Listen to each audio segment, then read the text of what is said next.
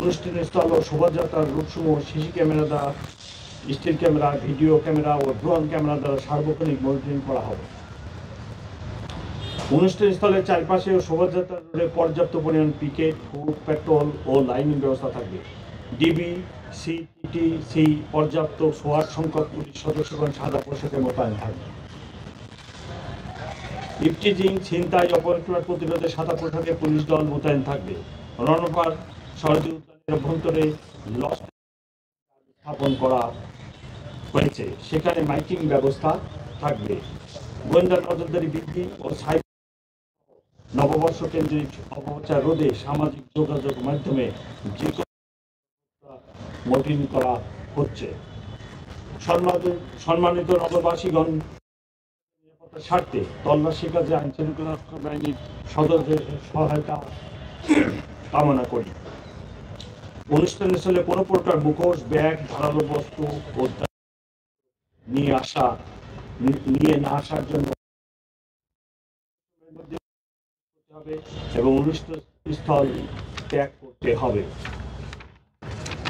কোন ধরনের ফানুস আতঙ্ক যাবে না এবং শব্দ দূষণ হয় এরকম কোনো বাঁশি ব্যবহার করা যাবে না। বর্ষবরণকে কেন্দ্র করে কোনো বাণিজ্যিক পণ্যের বাজারজাত করা যাবে না, বিশেষ করে এবং অন্যান্য যে সমস্ত প্রোগ্রাম আছে সেই সকল প্রোগ্রামে। রমনা বটফুলে ছায়ানটের অনুষ্ঠান সকালে শুরু হবে এবং তাদের দ্বারা নির্ধারিত সময়ে শেষ হবে। উক্ত অনুষ্ঠানের 3টি গেট দিয়ে কেবল প্রবেশ করা যাবে। অনুষ্ঠান থেকে কেবল বের হওয়ার জন্য 2টি গেট ব্যবহার করা যাবে। আমি যারা ছায়ানটের প্রোগ্রামে আসবেন ওনাদেরকে আমি রিকোয়েস্ট করব, যিনারা বেগম সাহেবের মহিলা নিয়ে আসবেন, সাথে শিশু নিয়ে আসবেন, তারা যেন অত্যন্ত সতর্কতার সাথে ভিড় এড়িয়ে প্রবেশ করেন। নির্ধারিত মহিলা ও শিশুদের যে গেট আছে সেই গেট দিয়ে অনুষ্ঠান শেষে বাইরে চলে যান। শহীদ উদ্যানের পরিবেশনে 3টি গেট দিয়ে প্রবেশ করা যাবে এবং বের হওয়ার জন্য 3টি গেট ব্যবহার করা যাবে।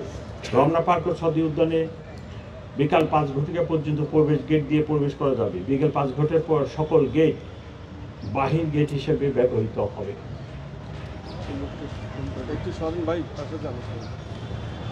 শোভাযাত্রার সময় শরৎ উদ্যানের পশ্চিম পাশে চারুকলার অপোজিটের যে গেট আছে এই গেট বন্ধ থাকবে এবং এই গেট দিয়ে তখন কোনো রাস্তায় যেতে পারবে না। বর্ষবরণ শোভাযাত্রা 14 এপ্রিল সকালে শুরু হবে। শোভাযাত্রাটি চারুকলা হতে শুরু হয়ে শাহবাগ মোড়, টিএসসি, শহীদ মিনার, দোয়েল চত্বর, বাংলা একাডেমি, টিএসসি হয়ে পুনরায় চারুকলায় গিয়ে শেষ হবে। শোভাযাত্রার পুরো রুটটি নিরাপত্তার চাদরে ঢাকা থাকবে। পাশ থেকে বিকল্প পথে শোভাযাত্রায় প্রবেশ করা যাবে না।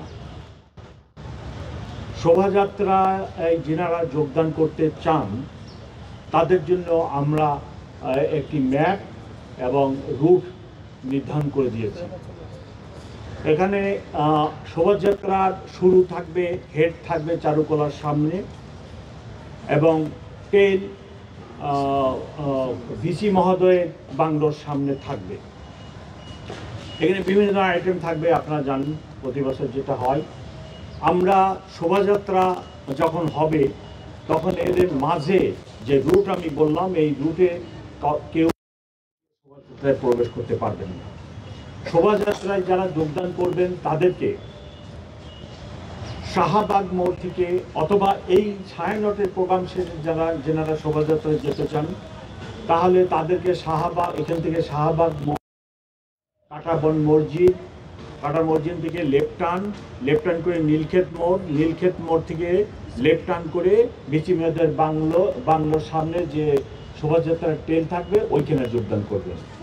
কেউ যদি ফার্মগেট থেকে আসেন তাহলে তাকে ফার্মগেট সোনারগাঁ ক্রসিংয়ে এসে ওখানে স্লাইড রাইট টার্ন করে হাতিপুর হয়ে কাটাবন হয়ে একই রুটে বিচি মেয়েদের বাংলোর সামনে ট্রেনে যোগদান করবেন। কেউ যদি বাংলা মোটরের দিক থেকে আসে বাংলা মোটর থেকে শাহবাগ মোড়ে আসবেন, আসে ওখানে রাইট টার্ন করে কাঁটাবন মসজিদে একই রুটে ওখানে যাবেন। পলাশীর দিকে থেকে আসলে পলাশীর হয়ে আসবেন, চাকাপুল থেকে আসলে খোলা রোড ওই দিক দিয়ে পলাশীর মোড় হয়ে নীলক্ষেত মোড়ে এসে রাইট টার্ন করে ভিসি মেয়েদের বাংলোর ওখানে যে ট্রেন ওইখানে যোগদান করবেন।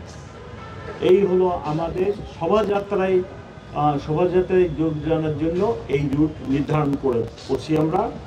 কিন্তু যেখানে সেখানে দিয়ে শোভাযাত্রায় যোগদান করা যাবে না, নিরাপত্তার স্বার্থে আমরা এটা অ্যালাউ করব না।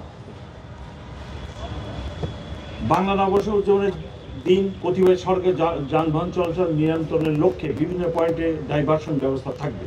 ট্রাফিক কর্তৃক নির্ধারিত স্থানে যানবাহন পার্কিং করতে হবে। সম্মানিত নগরবাসী অবগতির জন্য ডাইভারশন পার্কিং এর স্থানসহ প্রিন্ট ও ইলেকট্রনিক মিডিয়া ইতিমধ্যে প্রচার করা হয়েছে।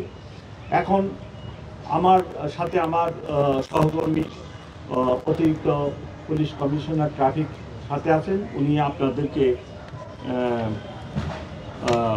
উনি 1-2 মিনিট বলবেন। আপনাদের সবার মনে একটি প্রশ্ন, আমি এই ব্রিফিং শেষ করলে একটি প্রশ্ন করবেন, আমার প্রশ্নটির জবাব আমি আগেই দিয়ে রাখছি। সেটা হলো যে আপনারা সবাই জানেন গত রাত্রের আগের রাত্রে একটা অড সময়ে 5টার দিকে একটি মোটিভ যেটা তৈরি করা হয়েছিল শোভাযাত্রায় ব্যবহারের জন্য, সেটিতে একদল দুষ্কৃতিকারী আগুন দিচ্ছে।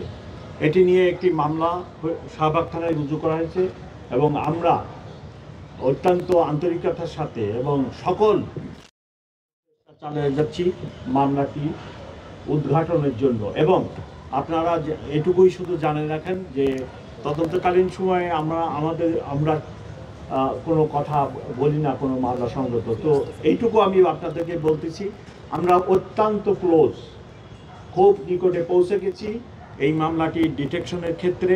এবং আমরা আশা করতেছি যে শোভাযাত্রার আগামীকাল 9টার আগেই আমরা একটা সন্তোষজনক পর্যায়ে মামলাটা ডিটেকশনের ক্ষেত্রে চলে যাব এবং সম্ভব যদি হয় এই বাই দিস টাইম আমরা এই দুর্বৃত্তদের অ্যারেস্ট করতেও সক্ষম হবো ইনশাল্লাহ। সো এই ব্যাপারে আপনাদের নিশ্চয়ই আর কারোর কোনো প্রশ্ন থাকবে না। আমি আমার এডিশনাল কমিশনকে আগে ট্রাফিক সম্পর্কে 2 মিনিট বলার সুযোগ দেন, তারপরে